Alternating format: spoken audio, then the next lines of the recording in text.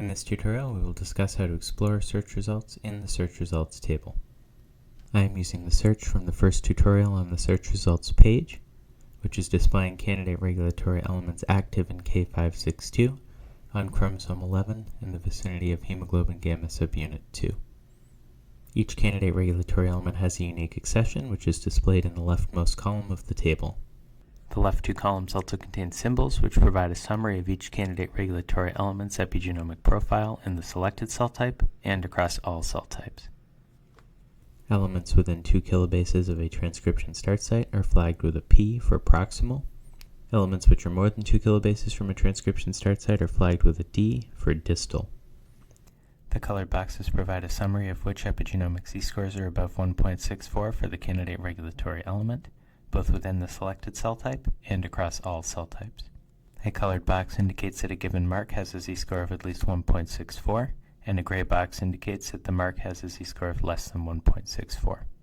The legend below the table shows which colors correspond to which marks. The next 4 columns show the z-scores for the candidate regulatory elements across the 4 epigenomic marks. When a cell type is selected, these columns display the z-scores for the selected cell type. When no cell type is selected, these columns display the maximum z-score for the given mark across all cell types. When no experiments have been performed for a particular mark within the selected cell type, the corresponding column is hidden.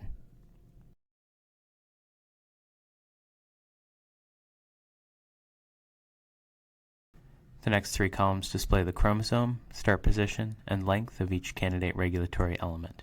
The start position and length are given in base pairs. The z-score columns and coordinate columns may all be sorted by clicking on the arrows next to the column header. The next column displays the top 3 nearest protein coding genes and the top 3 nearest genes regardless of coding potential to the candidate regulatory elements. Clicking on a link leads to the Gene Expression app. The next column is a shopping cart column, which allows the user to save candidate regulatory elements of interest across multiple searches. Screen HG19 and Screen MM10 have their own separate shopping carts. To add an element to the cart, simply click the plus icon in this column. Once an element is selected, it may be removed from the cart by clicking the minus icon. To view the contents of the cart, simply click the cart icon at the top of the page. The contents of the cart are maintained across multiple searches. The final column provides a link for visualizing the candidate regulatory element in the UCSC Genome Browser. Clicking the UCSC button brings up the Configure Genome Browser view, which allows the user to select data from cell types of interest to visualize in the browser.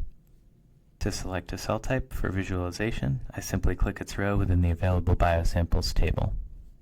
The rows in the Selected Biosamples view may be dragged and dropped using the handles at the left. This will change the order in which the cell types will appear in the Genome Browser.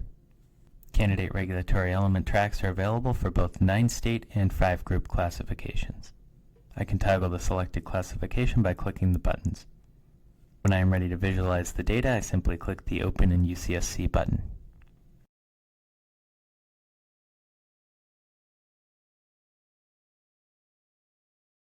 I can remove a selected cell type by either clicking its row in the Available Biosamples table or by clicking the X to the right of its name in the Selected Biosamples list.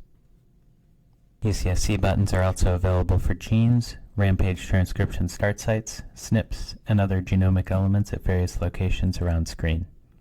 Clicking these buttons brings up the same Configure Genome Browser view as the buttons in the search results table. The buttons at the bottom of the table allow the user to quickly add or remove all search results from the cart.